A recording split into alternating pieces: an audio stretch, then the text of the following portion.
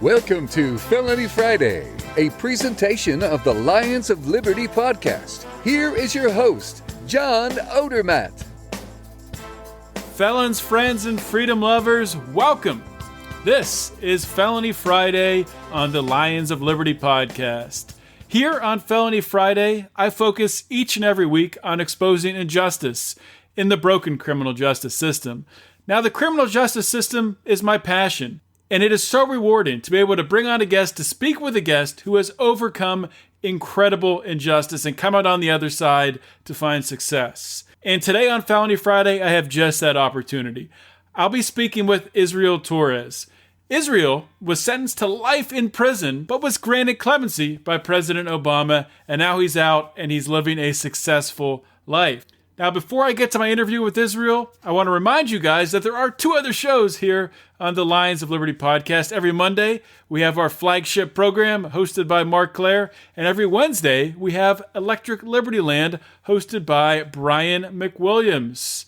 Now, you don't want to miss those two shows, so be sure to subscribe to iTunes or Stitcher Radio, and you can ensure that the delightful voices here at the Lions of Liberty will always get delivered to your ears 3 days per week. And if 3 days is not enough, if you need more to quench your liberty thirst, then fear not, because we are rolling out some additional content, baby. That's right. There's going to be more content coming from the Lions of Liberty, but there is a catch, though. There's one little catch. To get this extra content, you're going to have to pitch in $5 per month. Now, you can learn more about this program. It's our patron program at lionsofliberty.com/support. You can find all the details there.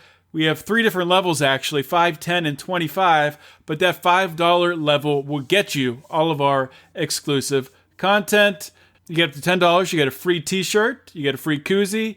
You get up to $25, you get 2 free t-shirts, a free koozie, plus you get a phone call with us, a conference call, a Skype call with us every single month to brainstorm about what we want to do here at Lions of Liberty and how we want to take the show forward. So be sure to check that out, lionsofliberty.com/support. Okay, last note before we get started. This is episode number 61 of Felony Friday. So that means you can find the show notes with links and notes to everything that we're going to talk about today with my guest, Israel Torres, at lionsofliberty.com/FF61. My guest today on Felony Friday is Israel Torres.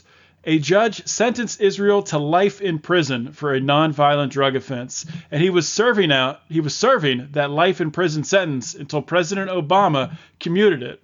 Now Israel has been released from prison, and he's contributing value to society. I first heard Israel's story on the Michael Santos Earning Freedom podcast. Michael was gracious enough to connect me with Israel, and he's agreed to come on the show to share his story. Israel, welcome to Felony Friday. Thank you for having me. Well, thank you so much for coming on, and I'm really looking forward to hearing about your story and having you share your story of getting this life sentence, being in prison for life, and then having that commuted by President Obama. Really interested in hearing what that felt like and getting into the details of that. But before we do that, I kind of want to start out with wondering if you'll share, once you got out of prison and you were released from prison, was there a meal or a restaurant that you were really looking forward to going to that you got to go to or you got to eat once you got out? I just wanted a home cooked meal from my mother, and she was, thankful to God that she's still here, and she was able to cook me that meal, and it was very good. And along with the rest of my family, my sisters and my brother, and of course when I got out, there was a lot of people there, so we all got to enjoy my mother's cooking, and my sisters helped as well. That's incredible. So when you got out, did you first get out into a halfway house, or did you get to go home right away? No, I went to the halfway house first. I was only in the halfway house for 28 days, and April the 15th was my release date from the halfway house. Okay. So once you did get out, you're talking about you had all this, your family was there, obviously happy to see you. While you were in prison, did this support from your family, was that one of the things that you think helped you through your life sentence? Was that something that, gave you support? Yes, that's one of them. And of course, the man above, he continued to endure strength in me to continue my fight for freedom. Him being by my side and my family being by my side, that's what kept hope alive, and I just kept on going forward. That is awesome. So let's backtrack and talk about how you got into getting a life sentence in the first place. So where did this start? Or maybe let's go back to the beginning. Did you have any before getting arrested and being convicted and being sent away to prison for life? Did you have any run-ins with the law prior to that? Did you have any other arrests previously? Yes, I did. I had little minor drug charges for possession or possession with intent to distribute. There was like maybe, I want to say about 4 or 5 times before this federal case. The little cases that I did have, they were state cases here in Texas, and but I was on probation for them. I got probation for them, and I never did any state time, TDC time. My lawyer kept me out, and I was still on probation at the time that I got arrested on this federal charge. What exactly happened with the federal charge? Was there a sting operation? Did they set you up, or how did they get you? And what were the drugs that you were selling at the time, or what were you involved with? Yes, there was an operation. It was a 6-year ongoing investigation. There was a 36-man indictment. I think there was a couple of females in there too. But it was an operation in and around the McKinney area. It's like 30, 40 miles from Dallas going north. So there was 36 of us involved. We all got picked up March 16th of 98. I got picked up March 15th of 98. A day before everybody else. I had a warrant, and they took me in, and they didn't let me out. I had posted bond for the little warrant that I had, and they gave me the runaround there in the county saying that their computers were down, so they didn't let me out. We was distributing in different drugs, from cocaine, crack cocaine, marijuana, and methamphetamine. Different people was charged with different drugs. Me personally, I was charged with crack cocaine, delivery of small amounts. The amount that they came up with in the indictment for me was 236 grams of crack cocaine. That's the people that testified on me. That's the amounts that they testified to. That's how they came up with that amount. So that was nothing that they actually found, or that was just based on testimony. Right. Wow. My state cases, the little possession charges that I did get caught with was 12.64 grams. They used that in my federal case and added that along with the 236 grams, which that was added in the 236 grams, but there was nothing ever more than the 12.64 grams that they actually got on me. Sorry to interrupt you, but at what point within this did you realize that you actually could be put away for life? I never thought I could get a life sentence behind selling drugs. I just felt like if I did ever get any time, that it would probably be no more than 10 years. Obviously, I was wrong, and when I did go to trial, they gave me a life sentence. I knew I was doing. I mean, of course, it was wrong, me dealing in drugs. But I mean, at the time, that's what people in the neighborhood that I was growing up in, that's what they were doing. The people that I was hanging around with, and it's like that was just the thing to do at that time and era. I mean, you see everybody, different people driving nice cars and flashy jewelry and nice clothes and stuff like that. So I mean, it's like you're being left out, and you wanted to be a part of it.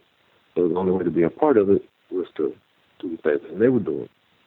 Which, like, again, I said, I know it was wrong, but that's the chance that I took. And I was young at the time. I was like maybe 16, 17 when I started. And when I finally got arrested, I was 21. And I received a life sentence at the age of 21 when I first went to federal prison. Let's talk a little bit about the time you spent in prison. So you're saying you went in when you were 20. You were picked up in 98, I think you said. And then you served up until, when did you get out? What was your release date? I got granted clemency December 17th of 2013. No, 2014. I got released April 15th of 2015. So you were like 18 years in prison, is that right? 17. 17, yeah. Wow. 17 years. On a life sentence going, I mean, you know, when you're in there, you're when you go to trial, the judge hits the gavel, gives you life sentence. It's like everything just stops, and it's like everything's just a mumble after that, and like you're just looking around and you don't hear nothing. It's just a blur because the judge just sits here and just gives you a life sentence for drugs. So it's like what's going on? It kind of shocks you. I'm 21 years old and off to prison. You know, I don't know what's going to happen, what's going on, what's to come when I get there. But, I knew a couple of people, which is people that was on my case. They was there when I got there. Because at first, the judge gave me a mistrial. There was two different groups in trial. The first group, there was 12 people in the first group. Second group, there was 4 of us, 3 or 4 of us. I think it was like 3 or 4 of us in the second group. He gave me a mistrial when I was in the first group because something was said that wasn't supposed to be said from one of the guys that was testifying on it. He said it in front of the jury, so the judge granted me a mistrial and put me in the second group. In the second group, I got found guilty. I come up for my sentencing. The judge feels that there's not enough evidence to give me a life sentence. So I'm already waiting 6 months to get sentenced. I believe it was 6 months to get sentenced. So he postponed my sentencing date for an additional 2 months because there was not enough evidence. The government wasn't prepared at the time to present any evidence to give me this life sentence. So the judge postponed my sentencing date for another 2 months. They called in a prosecutor attorney from the state just to verify and testify, making sure that it was me, or saying that it was me that pleaded out in these state cases. So after that, that's when the judge gave me a life sentence. He set me on the prison. What was your mentality like when you started serving that sentence? I was young and I was 21 years old. I go to prison. My mentality, I was fresh off the street. Again, like I said, I didn't know what I was facing when I got there. But when I got there, it's not that I didn't care, but I'm fresh off the street, and it's like my mentality was still on the street. So I get there, and of course I'm a hothead. I had run-ins with the laws. Some of them I would say was kind of disrespectful, so I would kind of be the same way back to them. I would talk back to them, same way with the inmates. Some of them were disrespectful, but I was a younger one, and of course I had a life sentence, and at the time I just didn't care as much. I'm in prison for about 2 years. My brother passes away.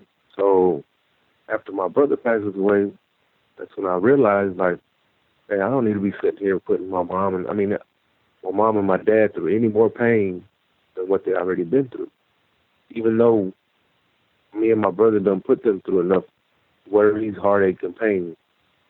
But that's when I realized that I didn't need to put my mom and my dad through any more pain than what they already been through. So I woke up, like, just changed my whole way of thinking, changed my way of doing things, changed my ways with people, started enrolling in classes, different classes that was provided by the BOP. So at what point, how long did it take you? You served 17 years. When did you first hear about there being even a chance that you could have your sentence commuted, or that President Obama was granting clemency? Was that something you heard about? Was it relatively close to when you finally got it, or was it something you'd heard about for a while before that? I had heard about clemency from this one guy from Louisiana. It was maybe 5 years into my sentence, because I would walk around prison smiling and always saying hi to different people or whatever, showing my respect or whatever. And a couple of people would ask me, like, how much time you got? Well, that's something really that you don't ask somebody, but it's just because you hear about it and you want to know, so you ask them.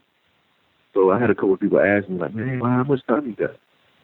I said, man, I got a life sentence. And me being so young, they're like, what? I mean, you don't even walk around here like you got a life sentence. I'm like, I said, man, I said, the way I see it, I said, I'm not going to sit here and put myself through any more trouble than what I have to. I said, because if I get myself in trouble, where am I going to go? Go to the SHU, be in the SHU for however long, for whatever punishment they give me. I said, that's just making it harder on myself. I said, and my family. Being in the SHU, you're talking about being in solitary? Correct. Okay. Right. So, this dude from Louisiana, he's like, hey, man, come on to my room. He said, I'm going to show you something. All right. He was around my age at the time. I was like 25, 26 maybe. I go up to his room. He lived on the second floor, so we go up to his room, and he pulls out these papers. And he tells me, he's like, man, he said, look, he said, these papers right here, he said, are for, he said, have you ever heard of clemency? I said, yes, I sure haven't. I said, what is it? He's like, he said, it's just like a application that you fill out that you can send in to the president, and it's up to him to determine if he wants to either release your time or throw your whole case out. That's the way he explained it to me. So I'm like, all right. So I looked at it. He's like, man, he said, my opinion to you, he said, would just be just to ask for a sentence reduction. He said, look, he said, right here is a box that's already checked. He said, so just leave it like that. Whenever you fill it out, just send it in. I'm like, and I'm still at the time, I'm still going through all my appeals, my direct appeal, my 2255, all these other different motions that you can file during your incarceration, the beginning of your incarceration. So were you filing all these motions yourself, or were you working with a public defender, or how were you doing that? I had a guy in there that helped me out on a couple of motions, a writ writer. He would help me out on. I had different guys because you would hear about different guys in there, like, hey, this guy's good, or hey, this other guy's good, like, don't mess with this guy. But I had a couple of dudes that would help me file motion. That they would type something up for me, and I also had a court-appointed lawyer at the time. Still, and I would send it to him and ask him what he thought about it, and he would tell me, like, I could file it if you want me to. And I said, well, I just want you to know. I just want to know. I want your input. What do you think about it? And he said it looks pretty good. And if he would tell me it looks pretty good, he's like, I would tell him, okay, we'll go ahead and file it. But then this whole time, I was sending him these motions. He was trying to get off my case, saying that I didn't have any merit. This is my straight appeal. So that was granted. Back to the subject of this clemency application, the guy had gave it to me, so I got it. I just put it in with the rest of my paperwork. I took it to my room, put it in with the rest of my paperwork because, like I said, I'm still in the process of doing all these other motions that I have available, and I want to hold this for my last resort. And the guy just told me, he's like, man, he said, you just file it. He said, well, if I was you, he said, you can file one once a year. He said, file it. Only thing they can tell you is no. You already got a life sentence. What else can they do to you? And now, I'm like, yeah, you're right. But I forgot all about this application of clemency. When I would go through my paperwork, I would pull it out every now and then. I would look at it. And, the questions it would ask, I'd be like, man, I got to go through a lot of stuff to get this paperwork, because it would ask for your prior arrest, what years, even traffic violations. So, of course, there's been times that I got pulled over for a speeding ticket or whatever. They want all that information. I was like, I would just put it back up in my paperwork and be like, man, I'll do it later. It ain't that I didn't want to come home.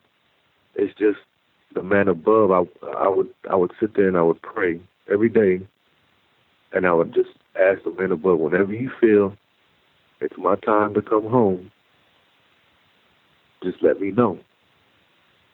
And I guess God put it in me that day to fill out this application of clemency. And I didn't know that Obama was granting clemency at the time that I sent in my application. I knew he was about reform and trying to reduce the prison population, but I didn't know at the time that he was granting clemency application. I was in the second group. He let out 8 people in the first group, which was in 2014. I got out. I was in the second group of 8, which was released in 2015. So, I just had this guy help me get my paperwork, the paperwork that I needed to fill out this application, like all my arrests, my prior arrests. It has it on your PSI, but it don't have like traffic violations. So I asked him to help me out, write letters to get these the rest of the paperwork that I needed to attach with this clemency application. Of course, I got all my certificates from the classes that I took inside. I took heating and air conditioning, which is HVAC, the college course. I think it was 9 months long. I took parenting classes. I took carpentry, cabinet making, CDL. I took a whole bunch of classes that just kept me busy. I just wanted to keep my mind occupied, and I knew one day that it would come. I just didn't know when. I never gave up hope, and I never gave up faith. I just didn't know when this day would come. So I was just preparing myself. I didn't want to be institutionalized. I know I was gone for 17 years, and there's a lot of people that get institutionalized, and I didn't want to let myself get that way because I didn't want to be there. Even though I had a life sentence, I didn't want to be there for the rest of my life. We're going to take a quick break from the interview to take a pause for the cause. Liberty lovers, have you seen our new t-shirt line over at lionsofliberty.store? If you haven't, well, go check them out. But if you have, then you've seen the great design work of my man Dan Smots of Goulash Media. Dan has been a longtime fan of the Lions of Liberty podcast and credits the show with being a big contributor to his interest in libertarianism and politics in general. Dan is a super talented guy, and he is able to contribute to just about anything creative, whether it's graphic designs like you saw with our t-shirts, whether it's videography, he does weddings and that sort of thing, or audio production. He even did the newest jingle for Letters of Liberty. Dan is based out of the Quad Cities area in Illinois, and he's always happy to travel. So if you've got a wedding coming up or any sort of project, video or audio related, I want to highly encourage you to check out Dan Smots and Goulash Media. That's Goulash, Goulash, goulashmedia.net or goulashfilms.com. So let's talk a little bit about that day when you did find out that you were getting granted clemency? Just walk us through it. How did you find out? Who told you? And what emotionally, what did you feel? Oh man, it was a great day, and yeah, I had the day December 17th, 2014. I was at work. I worked commissary. We had just got finished passing out Christmas bags. Every year during Christmas, we pass out bags which contains like chips, candy, soups, and stuff. I mean, no, just for people to be in the Christmas spirit. We just got finished with that. It was like around 12:30, 1 o'clock maybe. I'll go back to the unit. I go in, I make me a cup of coffee, and I go to the email, to the computer to check my email. And I seen a friend of mine, he was walking by, and he comes up to me. He's standing right there by me, and I asked him, I'm like, hey, you want to play spades? He's like, yeah. So he gets a table for us to play spades. He calls some other guys to play spades, and I'm checking my email. He comes back over there, and he's just talking to me while I'm checking my email. So the guard comes out of his office, and he yells my name. He's like, Torres. He said, they want you in the warden's office. When he yelled my name, I turned, I looked at him, and when he tells me they want me in the warden's office, I get stuck. And I'm just looking at him. I said, right now? He was like, yes, right now. And the dude that was standing right there with me, when I asked if he wanted to play spades, he hit me on my arm. He's like, what's wrong? I was like, what you mean, what's wrong? I said, I don't know. He said, what did you do? I said, I didn't do nothing. And I was like, then my heart just dropped to my stomach. I was like, man, I said, it can't be. He said, what? What do you mean? I said, man, my clemency application. He's like, man, why are you saying it can't be? He said, you better hope that's what it is. So I'm like, I go back up to my room. I put my coffee on the table. And he walks up there with me. He walks back with me downstairs. I'm walking out the door. He wants to walk with me, but the whole compound's closed because of this, we just got finished passing out these Christmas bags. So I'm the only one on the compound. I'm walking across the compound. This walk ain't even, I want to say maybe a quarter of a mile. But it felt like I walked like 5 miles to get to this warden's office because everything that's going through my head and everything that I'm thinking. I'm looking up in the sky. I'm hearing the birds sing. I'm seeing the trees move from the wind. And there's just so many things going through my mind. And it seems like forever for me to get to this warden's office. Finally, I get to the door. I knock on the door. I looked up at the sign just to make sure I'm at the right spot. I know I'm at the right place. I just had to make sure. I had to double check. I look up at the sign, warden's office. I knock on the door. I open it up a little bit, and the secretary's in there. She's like, Mr. Torres? I was like, yes, ma'am. I said, that's me. She's like, oh, come on in. So I walk in, and she's like, she points the way for me to go to the office. She's like, go have a seat. She says, the warden wants to talk to you. I'm like, okay. So I go in there, put my hands behind my back, because people tend to use hand gestures when they talk, and I don't, every time I would talk to a guard, that's what I would do. I would put my hands, like I would fold my hands in front of myself. So I put my hands behind my back, and I'm sitting there, and I'm talking to him, and there's a piece of paper on the corner of his desk in front of him, and I'm trying to look because I'm having a feeling that that's what it is. So he tells me, he stands up, he shakes my hand, he's like, Mr. Torres? I said, yes, sir. He said, how you doing today? I said, I'm doing good. I said, how about yourself? He said, I'm doing good. He said, He said, "Have a seat." I was like, "Okay." So I pull the seat out and I sit down, and he starts talking to me, and I'm sitting on the edge of my chair because I'm still trying to look at this paper that he has on the corner of his desk. I'm anxious to know what it is, but I mean, I don't want to look too anxious. You probably just wanted to pick it up and grab it. Just like that. Yes, I did. I wanted to pick it up and just read it, but I didn't, you know. So, I mean, we're talking, and he said, "Mr. Torres, did you ever file any kind of paperwork to the president?"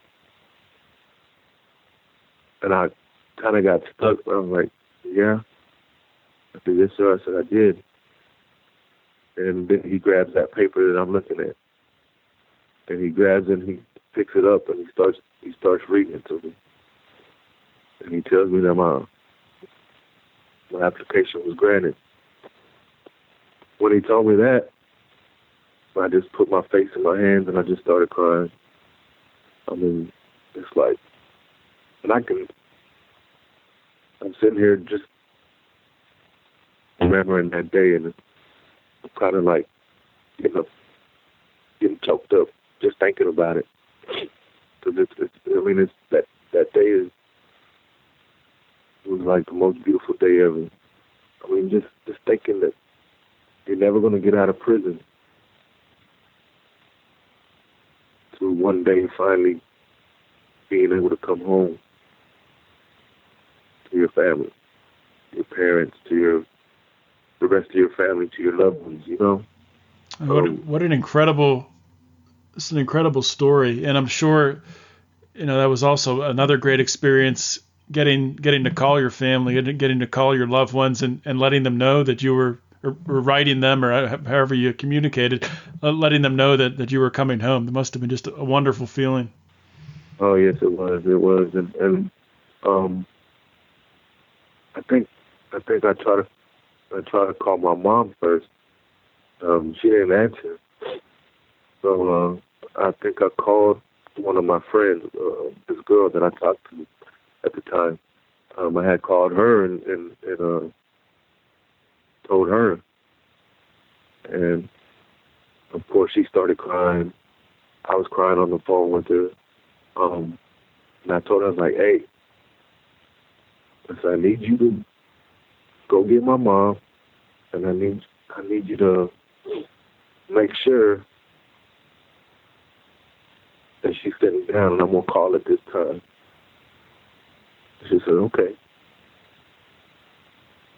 So I think it was my sister and her and my mom. It was all three together. But as soon as I was granted clemency, it comes up on the computer, like maybe a couple of hours later, it'll come up on the computer. And I called my sister as well, and I told her that, "Hey, I want y'all to be with Mom. I'm gonna call at a certain time, and I want y'all to be there." So I called and I informed everybody, and of course everybody was crying and happy and joyful and thankful that I was coming home. So it was a beautiful thing. And you had to wait from that point in time. This was 2013, I think you said. You had to wait until you actually didn't get out until 2016, right? No, 2014. That's December 17, 2014. Okay. Yeah, the day that I was informed of my clemency being granted, and I went to I went to the camp December 24th, which is right across the street, and I stayed at the camp till March 18th of 2015. I went to the halfway house. I stayed at the halfway house till April 15th of 2015, tax day. And then the rest of the people, or the rest of the others that were in the same group as you when you were convicted, have any of them been granted clemency? Did all of them have a similar life sentence, or are any of them still locked up? There was only 3 of us who received life sentences. one of my co-defendants was granted clemency in the first group. He was the first one granted clemency when Obama first started granting clemency. He got out. I was granted the year after. And then recently, right before Obama got out of office, he granted my other co-defendant that had a life sentence, he granted him clemency. He comes home in April the 18th of this year. Well, that's good. Yeah, Obama at the end of his term there, he was granting it left and right. It was hundreds of people at a time. So that was good to see. Yeah.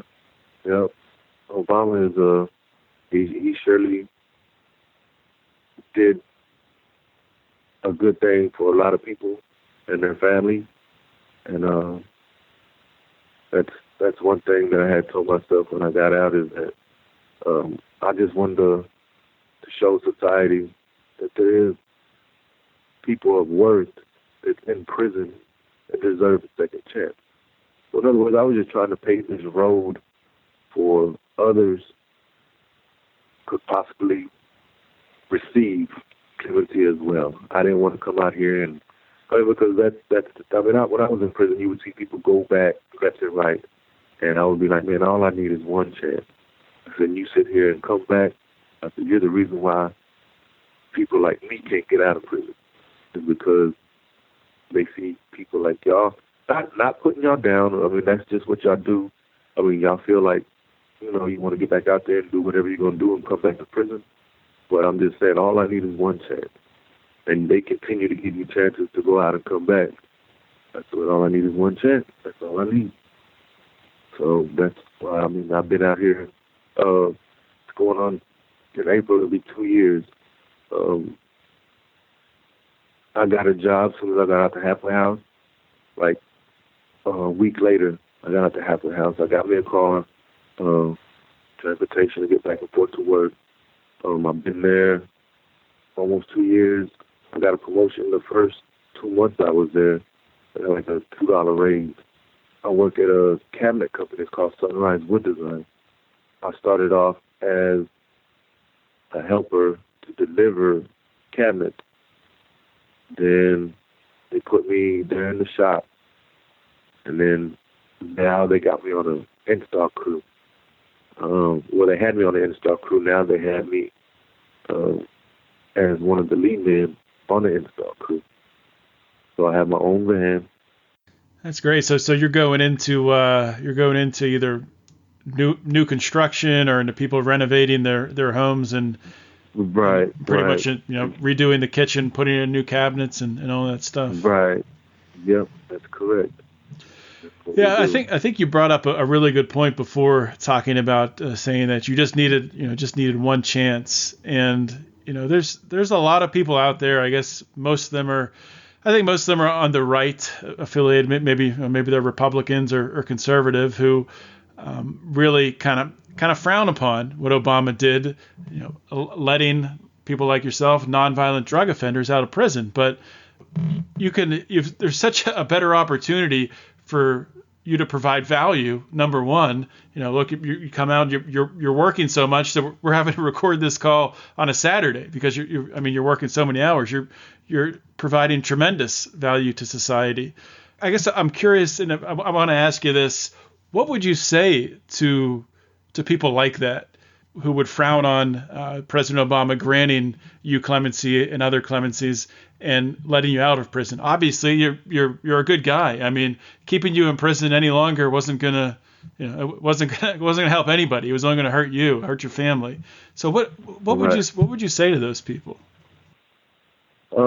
I would just say never to judge a book by its cover, because what you read inside is something totally different, which is basically the same way of a person. Don't judge a person by the way their path has been, or their heart is something different. Let them show you instead of you seeing the wrong that they've done. Recognize them for the good that they can do and that they will do. Don't continue to look at their past and hold that over their head, for that will continue to make them be the person that they've always been. it's the environment that one is raised up in that makes them who they are. If you take them out of that environment and put them into a different environment, it's a guarantee that they will not be the person that they was before. So just giving a second chance to somebody that is deserving, let them show you instead of continue to look at their past.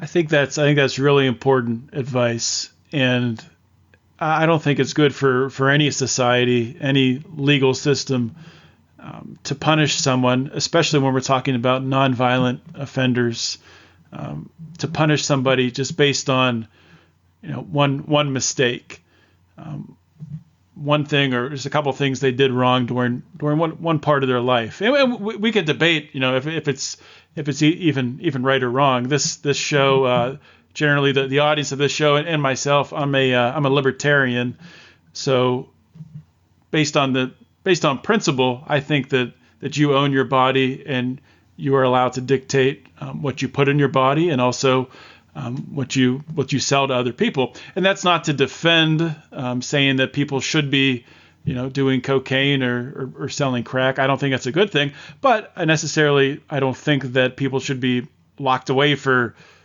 17 years for selling a drug. But right. So I think there's a lot of education. A lot of people need to be educated on this, and I think it's fantastic that people like yourself are out there who have spent this time in prison, been through that struggle, have come out on the other side. You're working hard. You have a solid job where you're getting promotions. You're learning more. You have your own crew now, your own truck. I just think it's a wonderful story, and I'm glad that you're out there telling it. So I just want to ask you just one more thing, and then I'll let you go here, get on with your Saturday. Do you have any parting words of advice if there's anyone out there listening, and there probably is someone out there listening who at least has a friend or a loved one who is either in prison right now or about to go into prison? Would you have any advice to that individual to pass on to somebody who is locked up to help them through that struggle? Yeah, just never give up on the fight for freedom, because there's always a way. If there's a will, there's a way. Never give up. Continue to fight and continue to change. Educate yourself. Use your time wisely. Don't get involved in nonsense. Education, most of all, is the most important during your incarceration. Like I said, use your time wisely and just push on and stay in the law library if you can. Research your case, because there's always a way. Never give up fighting.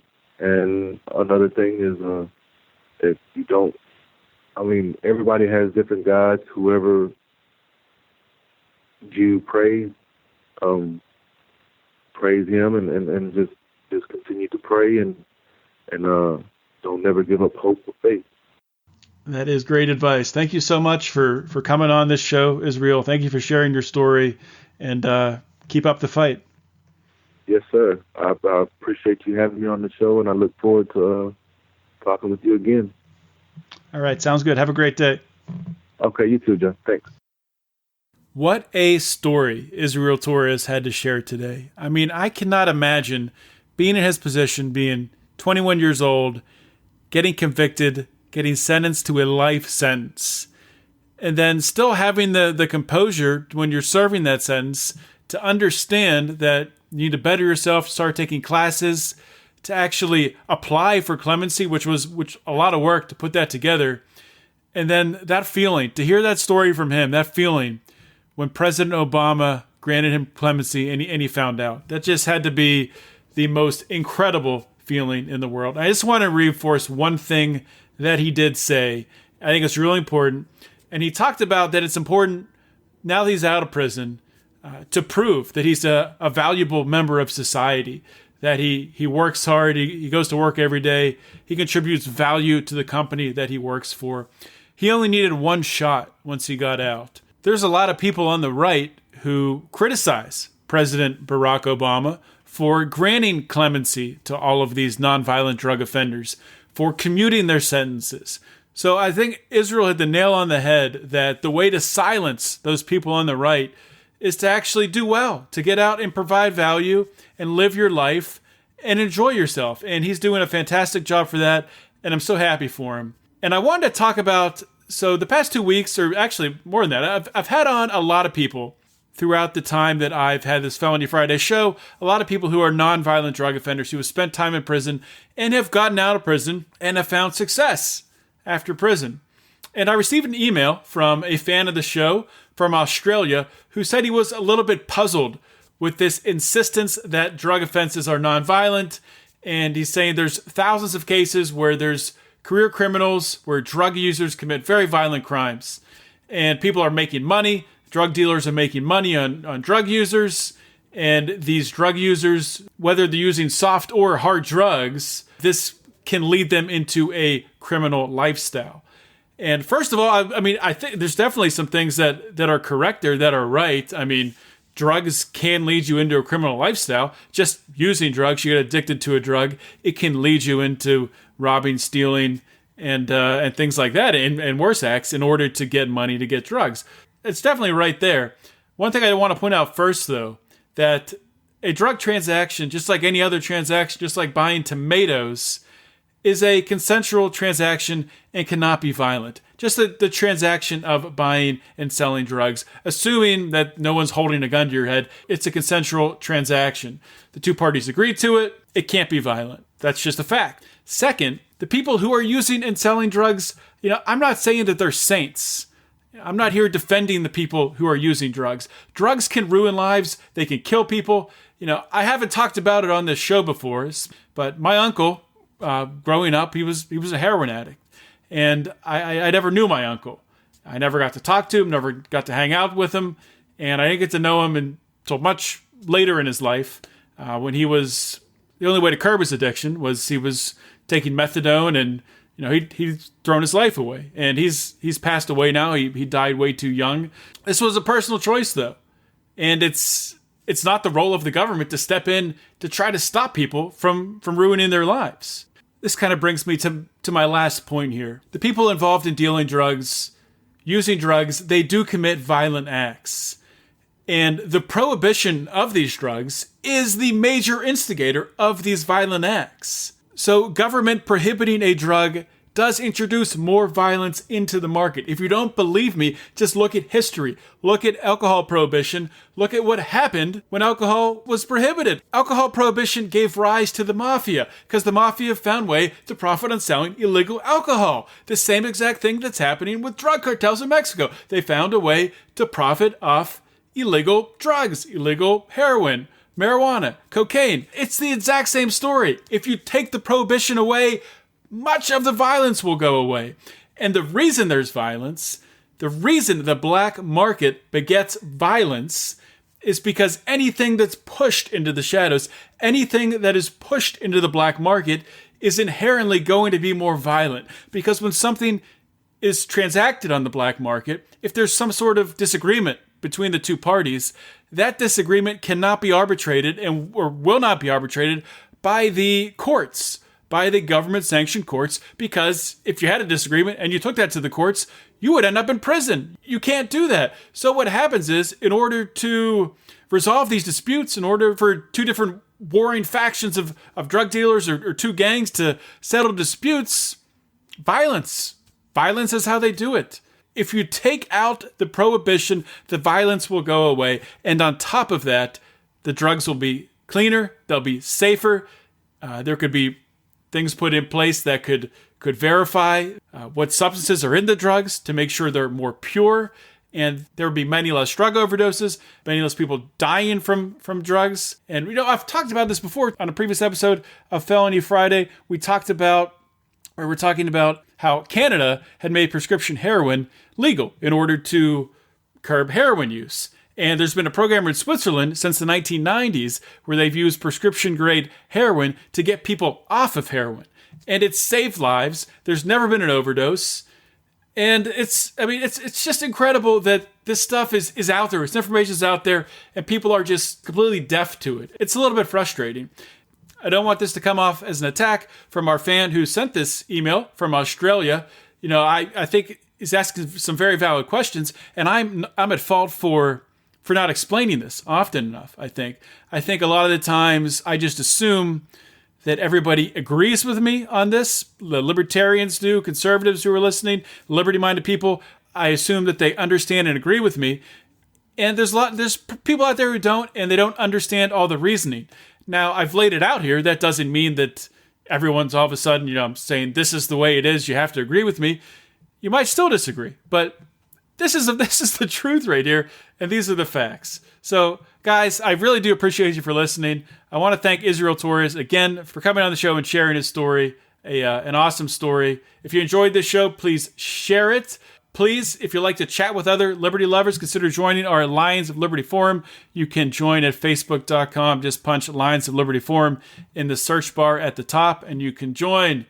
Buy some t-shirts, guys. Buy some beer koozies. Check out the Lions of Liberty store. If you haven't been there yet, what the hell are you waiting for? Join our Patreon program. Check out lionsofliberty.com support for all the details there. You can get access to our exclusive content and to our blooper reel, which was just released last week and has a bunch of outtakes from our roundtables that we do, our libertarian in living rooms drinking liquor episodes. Has a lot of hilarious outtakes there, so be sure to check that out. That is it for the show today, guys. Thank you for listening. This is John Odermatt signing off.